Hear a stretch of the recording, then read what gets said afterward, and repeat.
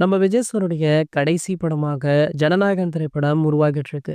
Vinod sir இயக்கத்துல உருவாகும் இந்த படத்துல நம்ம விஜய் சாருடன் இணைந்து பல பிரபலங்கள் நடிக்கிறாங்க. அதனால படத்துடைய எதிர்பார்ப்புமே அதிகமாக இருக்கு. இவ்வாறு ஒட்டுமொத்த சினிமாவுமே இந்த படத்தை எதிர்பார்த்து ஆவலுடன் வெயிட் பண்ணிட்டு இருக்காங்க.